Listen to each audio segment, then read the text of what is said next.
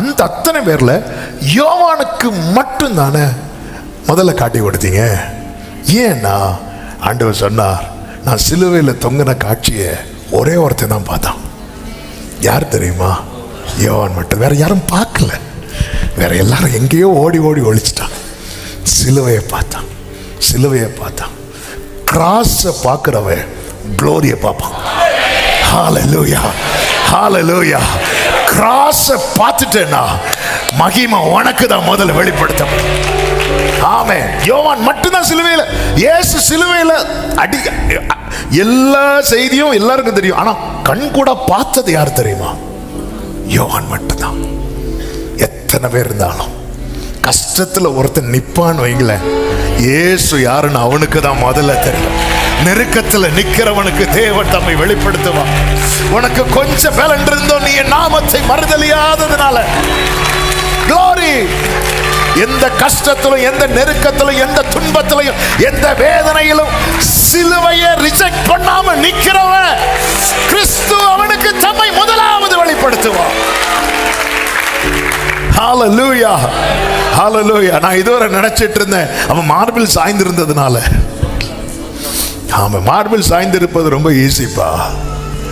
ஆமா, சிலுவைக்கு முன்னாடி வந்து நிக்கிறதா கஷ்டம். என்ன வந்தாலும் நம்புவே என்னே மீட்பரை, யார் கைவிட்டாலும் எனது இயேசுவை அகல ஆழ. ஓ ஜீசஸ், எவ்வளவு அன்பு கூர்ந்தார்.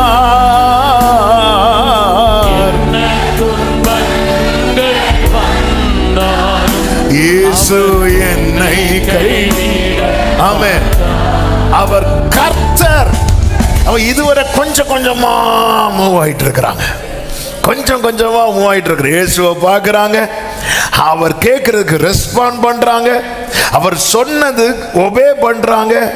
இப்ப அவங்களுக்கு என்ன வெளிப்படுத்தப்படுகிறது? இயேசு யாருன்னு வெளிப்படுத்தப்படுகிறது. அவர் கர்த்தர், அவர் கர்த்தர். கர்த்தர்னு சொன்னதும் ஸ்பீடு கூடுது, ஸ்பீடு கூடுது. அப்ப இதுவரை கொஞ்சம் கொஞ்சமா அப்படி இப்படி நிக்குது. இப்போ இயேசு யாருங்கிற வெளிப்பாடு கிடைச்சதும் பேதுரு கடல்ல குதிக்கிறான். எதுக்கு தெரியுமா? நீந்தி அவரிடத்துல போறதற்கு. நீந்தி. ஆமென். நீங்க ஆண்டவர்கிட்ட நெருங்குறதற்கு எது பிரதானமான தேவை அப்படின்னா, இயேசு யாருங்கிற அறிவு. இயேசு யாருங்கிற அறிவு தேவை. ஆமென். பேதுரு கடல்ல குதித்தான். எதுக்கு குதித்தான்? அடுத்த வசனம் படிக்கும் போது தெரியும். மற்ற சீஷர்கள் கரைக்கு ஏறக்குறைய 200 முழ தூரத்தில் இருந்தபடியினால் படகில் இருந்து கொண்டே மீன்கள் உள்ள வலையை இழுத்து கொண்டு வந்தார்கள். அப்ப மற்றவர்கள் படகில் இருந்து இழுத்துட்டு வராங்க. பேதுரு எங்க இறங்கி வராரு? கடல்ல இறங்கி நீந்தி முதல்ல வர்றது. அதாவது பேதுரு கல்லறைக்கு பார்த்து 2 பேரும் ஓடுறாங்க. இயேசு உயிரோடு இருக்கிறார் அப்படின்னு சொல்லி செய்தி மகதலேனா மரியாள் வந்து சொன்னதும் 2 சீஷர்கள் ஓடுறாங்க. யாரெல்லாம் தெரியுமா? பேதுருவும் யோவானும். ஸ்பீடா ஓடுனது யார் தெரியுமா? யோவான். யோவான் நேர யோவான். ஆனால் கல்றேன்னு வந்தோன்னு நின்ட்டார். எதுக்கும் பார்த்துடுத்து போ கல்லறை. பேதுரு நேர உள்ள ஓடி போயிட்டார். உள்ள ஓடி போயிட்டார். உள்ள ஓடி போய் பார்த்துட்டு, ஆமே, இவன் கடல்ல குதிக்கிறான். மேற்சட்டை எடுத்து கட்டி கொண்டு. ஆமே, ஆமா. நேற்று முந்தின நாள் நைட்டு சொல்லியிருப்பான், பேதுரு ட்ரெஸ் எல்லாம் விலை கிடக்கு, இனி இருந்தா என்ன, விலகனா என்ன. அதாவது லைஃபே இல்லை, லைஃபே இல்லைன்றவன். ஆமே, அவர் கர்த்தர் அப்படின்னதும் வேகம் கூடுது. மற்றவங்க எல்லாம் இழுத்து கொண்டே, அதாவது இழுத்து கொண்டு வராங்கன்னா எவ்வளோ பாரம். 153 பெரிய மீன். ஆனாலும் அவர் யாருன்னு தெரிஞ்சிட்டுன்னு வைங்களேன், உங்களால் கிட்ட போகாம இருக்க முடியாது, உங்களால நெருங்காம இருக்கவே முடியாது. ஆமென். வேகம். கிறிஸ்து யார் என்பதை அறிந்து கொள்ளுங்கள். அறிந்து கொண்டது மட்டும் இல்ல, அவரை நோக்கி நகருங்கள். நகருங்கள். இவங்க அப்படிதான் வராங்க. பாருங்கள், ஆமே, உத்தரவு கொடுங்கள், கீழ்ப்படியுங்கள், அவர் யார் என்பதை அறியுங்கள், அவரிடமாய் நகருங்கள். Move toward Jesus. அவரை நோக்கி, அவரை நோக்கி. அப்படிதான் சீஷர்கள் கரையிலே வந்து அவர் அண்டை சேர்ந்தார்கள். இயேசு அண்டை நெருங்க. கிறிஸ்து யார் என்று அறியணுமா? அவருடைய வார்த்தைக்கு நீங்க கீழ்ப்படிய கீழ்ப்படிய உங்களுக்கு அந்த வெளிப்பாடு கிடைச்சிட்டே இருக்கும். வெளிப்பாடு கிடைச்சிட்டே இருக்கும். அவர் யார் என்பதை அறிந்து கொள்ளுங்கள். கர்த்தருக்கு மாத்திரம் மகிமை உண்டாவதாக. இப்படி அவர் அண்டை வந்த சீஷர்கள் பெற்றுக்கொண்ட ஆசீர்வாதங்கள் என்ன அப்படின்னு சொல்லி ஒரு 5 காரியத்தை வேகமா சொல்லி ஜெபிக்கிறேன். 5 நிமிடத்தில் அல்லது மேக்சிமம் 10 நிமிடத்தில். ஒன்று, அவர்களுக்கு அந்த வேளைக்கென்று அவர் ஆயத்தம் பண்ணினதை அவர்கள் கண்டார்கள். ஆமே, 21:9 அதில் தான் நாம் பார்த்தோம். ஆமேன்.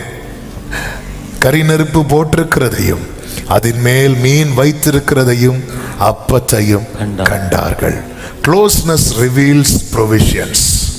ஆண்டவரோடு உள்ள நெருக்கம் நமக்கு என்னென்ன தேவைகளோ அது எல்லாமே நமக்கு கிருபையாய் பெற்று தரும். அது வெளிப்படுத்தும். என் தேவை என்ன என்பதை கர்த்தர் அறிவார். ஹல்லேலூயா. தேவை அறிந்து தேவை பெருகும் போது சிக்கி தவித்திடாது உதவும் கரங்கள் நான். இதுல எனக்கு என்ன ஒரு ஆச்சரியம் அப்படின்னா, அந்த வலை நிறைய மீனை பிடிக்க வச்சாரு, கஷ்டப்பட்டு இழுக்க வச்சாரு. கஷ்டப்பட்டு இழுத்துட்டு வந்ததுக்கு அப்புறம் அவர் என்ன ரெடி பண்ணி வச்சாரோ அதான் கொடுத்தார். ஆமென். ஹல்லேலூயா. அதன் அர்த்தம் என்ன? பேதுரு, ஏன் நான் தரத நீ சாப்பிட, அவ்வளவுதான். நீயா உன் கை என் கையினால நான் சாப்பிட்டேன்னு சொல்லக்கூடாது, அவர் கையினால நான் சாப்பிட்டேன்னு சொல்லணும். அவருக்கு சில காரியத்தில் அவர் ரொம்ப ஜெலஸாக இருப்பார், வைராக்கியமாக இருப்பார். என்ன பிடிச்சிக்கோ எல்லாம் ரைட்டுது, நீ பிடிச்ச சிலவட்டை எனக்கு கொண்டு வா அப்படின்ட்டார். அதை நான் பார்த்துக்கிறேன், முதல்ல இதை சாப்பிடு, இதை சாப்பிடு. ஆபிரகாம் யுத்தம் பண்ணிட்டு வரும்போது மெல்கிசேதேக்கு இடையில வேகமாக வராரு. ஏன்னா அவர் கொடுக்கறத அவன் சாப்பிடணும், அப்பத்தையும் ரசத்தையும். அதாவது அவங்க ஜனங்கிட்ட இருந்து அப்பத்தை வாங்கி பெருக பண்ணி கொடுக்கும்போது ரொம்ப சந்தோஷமா சாப்பிட்டாங்க. ஆனால் அவர் தம்மை கொடுத்ததை அவங்க ஏற்றுக்கல. அது அவருக்கு ரொம்ப கஷ்டம் ஆயிட்டு. என்றைக்குமே நல்லா புரிஞ்சுக்கோங்க, இந்த வார்த்தையை சொல்ல நான் ஏவப்படுகிறேன். நான் சொல்கிறேன், நீங்கள் யோவான் 6வது அதிகாரம் படிச்சிங்கன்னா, ஜனங்கள் இயேசுவை யாராக்க மனதாக இருந்தார்கள் சொல்லப்பட்டிருக்கும் தெரியுமா? ராஜாவாக்கும்படி. ஆனால் இயேசு போயிடுவார். ஏன் போயிடுவார்னா, ஜனங்க ஏன் அவரை ராஜாவாக்க மனதாக இருந்தாங்க? இந்த ராஜா நல்லா இருக்கிறாரே, நம்ம அவர்கிட்ட வந்து அவர் நமக்கு என்ன கொடுக்குறாரு? சாப்பாடு கொடுக்குறார். ஆமென். எனக்கு இவர் சாப்பாடு தருவார், எனக்கு இவர் சுகம் தருவார், அதனால இவர் எனக்கு ராஜா அப்படிங்கிற மனநிலைமையில் அவரை ராஜாவாக்க நினைக்கிறாங்க பாருங்க. இது அவருக்கு பிடிக்கல, இது அவருக்கு பிடிக்கல. அதாவது இயேசு உனக்கு எதுக்குப்பா ராஜா? இயேசு எனக்கு அது தருவார், இது தருவார். நான் இப்படி உனக்கு ராஜாவா இருக்கக்கூடாது. நான் எப்படி ராஜாவா இருக்க விரும்புகிறேன் தெரியுமா? உன் சரீரத்தின் மேலே நான் தான் அதிகாரி, இப்படி நான் உனக்கு ராஜாவா இருக்க விரும்புகிறேன். அப்படின்னா நீ என்ன பண்ணணும்? என் மாம்சத்தை நீ புசிக்கணும், என் ரத்தத்தை நீ பானம் பண்ணணும். அப்போ உனக்குள்ள இப்போ என்ன இருக்கிறது? என்னுடைய ரத்தம், என்னுடைய மாம்சம். அப்போ அப்படி ஆகும்போது உனக்கு நீ அதிகாரி கிடையாது. உனக்கு யார் அதிகாரி? உனக்கு நான் அதிகாரி. அப்போ நீ உன் இஷ்டப்படி வாழ முடியாது. யார் இஷ்டப்படி தான் வாழணும்? உன் ராஜாவின் இஷ்டப்படி வாழணும். ஜனங்கள் இது கடினம். எங்களுக்கு அப்படிப்பட்ட ஜீசஸ்லாம் தேவையில்லை. எங்களுக்கு என்ன ஜீசஸ் தெரியுமா? இப்படி வச்சு இப்படி எடுத்தா அப்பவும் மீனும் இருக்கணும். எங்களுக்கு நல்ல கவனிங்க. நம்ம எப்படி நம்ம இயேசுவை அவரை ஒரு ப்ரொவைடரா மட்டும்தானே ராஜாவாக்க பார்க்குறோம். அவரை லார்டா, அவரை ரெடீமரா நம்ம இப்படி பார்க்க ஆரம்பிக்கிறோமா? நான் எனக்கு அவரா இருக்கு, அது செய்வார், இது செய்வார், அதனால எனக்கு அவர் இயேசு ராஜான்னு சொன்னா அவர் விலகி போயிடுவாராம். அவர் அப்படி அவர் பெரிய சிங்காசனத்தை பார்த்தவர். ஆமே, நட்டு கலந்த சிங்காசனத்துல உட்காருவார் அவர். அவர் பெரிய சிங்காசனத்தை பார்த்தவர். அவர்கிட்ட வந்து அவர் எனக்கு அப்பம் தருகிறார், அதனால அவர் எனக்கு ராஜா, அவர் எனக்கு மீன் தர்றார். அவர் நீ போ, நீ அந்த மீனை சாப்பிட்டுட்டே இரு, நான் போறேன். அவர் போயிடுவார். போயிட்டு திருப்பி ஜனங்க வராங்க, அதே மனநிலைமையில வர்றாங்க. ஆண்டவருக்கு துக்கம் ஆயிட்டு. இவங்க எல்லாம் அற்புதம் பார்த்ததுனால வரல. அற்புதம் பார்த்ததுனால அதனுடைய சரியான அர்த்தம் அடையாளம். அவர் ஆண்டவர் ஒவ்வொன்று செய்யறதுல அடையாளம் இருக்கிறது. அவங்க அதில் நான் ஒரு அற்புதம் கொடுத்தேனே, அப்பத்தை கொடு, அதில் இருக்கிற அடையாளத்தை பார்க்கல. இப்போ சொல்கிறேன், என் மாம்சத்தை புசித்து நீ என்னை ராஜாவாக்கணும்னு நினைக்கிறேல, இப்போ நான் சொல்கிறேன், நான் தான் ஜீவாப்போம், என்ன புசி, என்ன உட்கொள்ளு. இல்லை உங்களை நான் உட்கொண்டேன்னா அதுக்கப்புறம் எங்கள் இஷ்டப்படி வாழ முடியாது. இது கடினமான உபதேசம். அப்படி நீங்கள் எங்களுக்கு ராஜாவாக இருக்கக்கூடாது.